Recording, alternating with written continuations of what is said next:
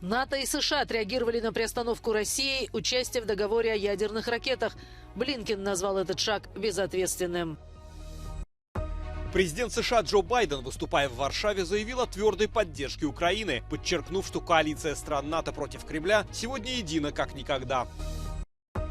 Создание эффективной платформы поставок оружия Украине стало результатом переговоров высших чиновников Украины, НАТО и Евросоюза в Брюсселе.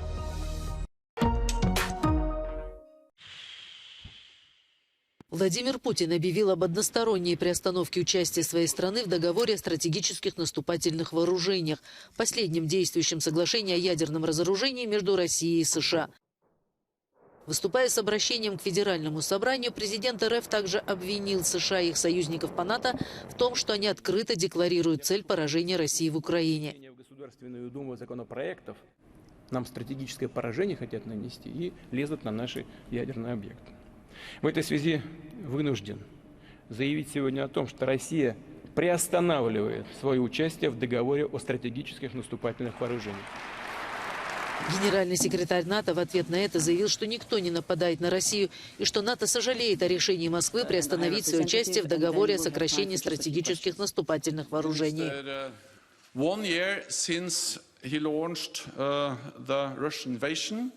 We see no sign that President Putin is preparing for peace. On the contrary, as he made clear today, he is preparing for more war. Russia is launching new offensives, mobilizing more troops, and reaching out to North Korea and Iran. Госсекретарь США назвал шаги Москвы неудачными и безответственными. На пресс-конференции во время своего визита в Афины Энтони Блинкен сказал, что его страна будет очень внимательно следить за тем, что делает Россия, но оставляет дверь открытой для будущих переговоров.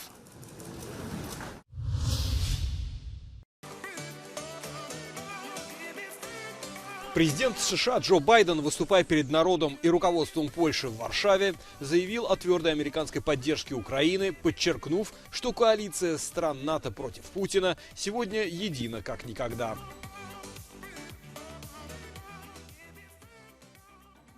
One year ago, the world was bracing for the fall of Kyiv. Well, I just come from a visit to Kyiv, and I can report Kyiv stands strong.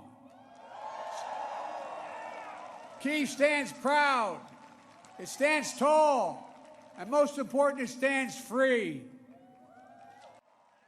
Президент Джо Байден произнес речь с трибуны перед Варшавским королевским замком после переговоров с президентом Польши Анджеем Дудой. When President Putin ordered his tanks to roll into Ukraine, he thought we would roll over. He was wrong. He thought he'd get the Finlandization of NATO. Instead, he got the NATOization of Finland. Завтра у президента США запланирована встреча со странами Бухарестской девятки, объединяющей бывшие страны соцлагеря, а также с генсеком НАТО Йенсом Столтенбергом.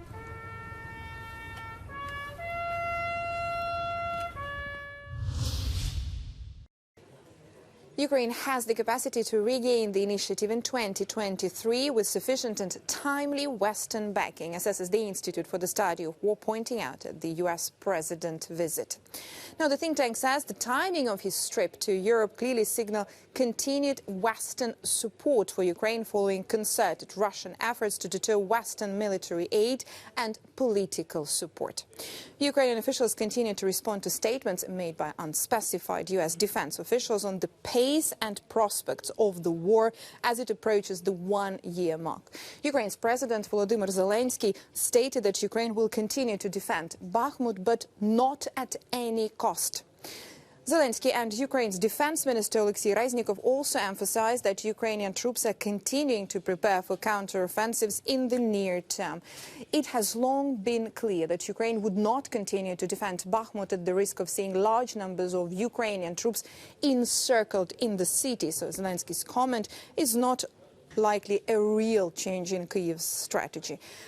At the same time, the Institute for the Study of War analyzes the developments on the Russian side, saying the Russian military command has likely cut off Wagner Group head Yevgeny Prigozhin's independent access to artillery shells and heavy weaponry as part of the effort to professionalize the Russian conventional forces, leaving his troops with complete shell hunger. Now, but the think tank says Prigozhin may have misrepresented the devastating impact of the lack of artillery ammunition on Wagner to mask his true frustrations with Wagner's inability to have and operate its own artillery systems. Срочная необходимость поставок оружия и боеприпасов в Украину была главной темой на переговорах главы украинского МИДа Дмитрия Кулебы с генсеком НАТО и шефом дипломатии Евросоюза, которые прошли в штаб-квартире Североатлантического альянса в Брюсселе. Йенс Столтенберг и Дмитрий Кулеба рассказали о том, чего достигли стороны. We have agreed that NATO should assist Ukraine to develop a procurement system that is effective, transparent and accountable. We have also agreed today to convene a meeting of NATO, EU and Ukrainian procurement experts to see what more we can do together to ensure Ukraine has the weapons it needs. Ukraine and its closest partners are implementing probably the largest logistical operation since Second World War. And behind big political decisions and statements, there are millions of issues that need to be resolved. And the more coordinated we get, the sooner Ukrainian army will kick off Russian army from the territory of Ukraine. Ввиду очередного предполагаемого наступления России на востоке Украины, генсек НАТО выразил обеспокоенность по поводу поддержки, которую Москве может оказать Пекин. We are also increasingly concerned that China may be planning to provide lethal support for Russia's war. Putin must not win.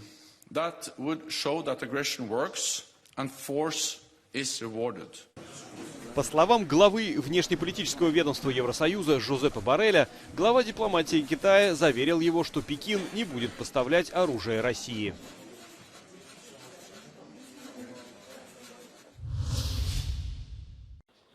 $15 миллиардов. Такую сумму Украина хотела бы одолжить у Международного валютного фонда, чтобы вывести национальную экономику из военной разрухи. Ей будут помогать в этой работе специалисты, подготовленные фондом на местах и за границей.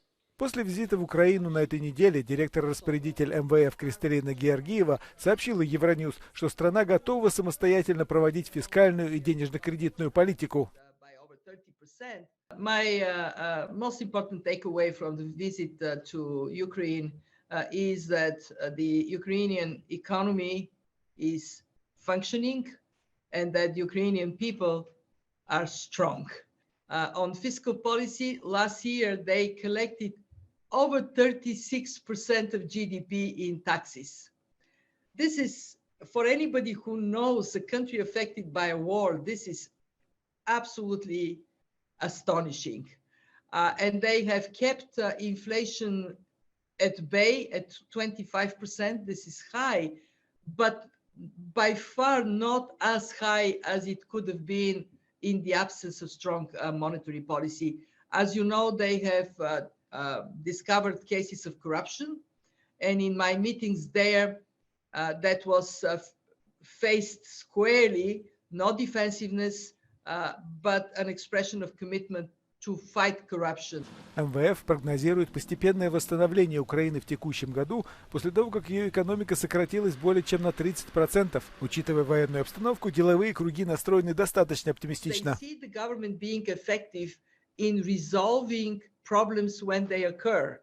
For example, Russia shifted towards bombarding critical infrastructure.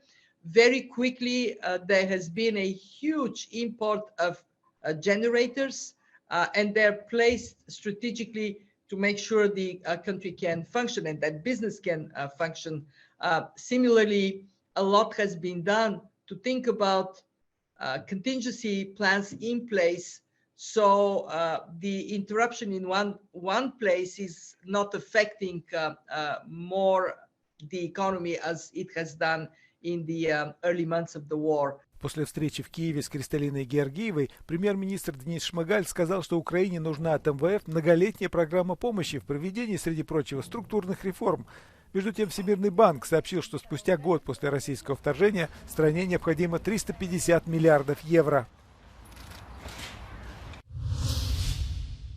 Распознавание лиц вошло в нашу повседневную жизнь. Разблокировка смартфонов, прохождение таможни, идентификация друзей в соцсетях и даже проезд в метро.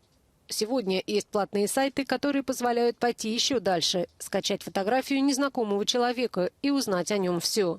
Как это работает и как защитить себя и близких. Журналист французского телеканала связался со специалистом и проверил, как обстоит дело.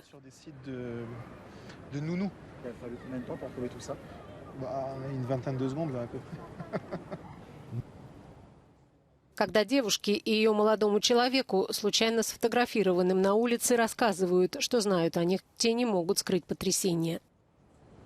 Ça fait un peu peur. Parce qu'on s'y attend pas, une personne comme ça qui nous donne notre prénom, notre nom en disant on vous connaît pas, ça fait quand même un peu peur. Surtout qu'on n'est pas d'ici, donc genre qu'on arrive à nous trouver dans une autre ville. C'est pas du genre à mettre des photos, enfin je sais pas, sur internet ou donc qu'on puisse me retrouver comme ça, ouais, ça surprend un peu. Чтобы стереть свои данные из всемирной сети, нужно отправить запрос на удаление поисковым системам, объясняет адвокат, специализирующийся на новых технологиях. Un escroc ou qu'il est situé dans un paradis fiscal, ce sera difficile d'obtenir la suppression. Dans ce cas-là, vous pouvez aller voir les moteurs de recherche en leur adressant une demande de droit à l'oubli. Et dans ce cas-là, ce sont les moteurs de recherche qui procéderont à l'effacement des résultats de...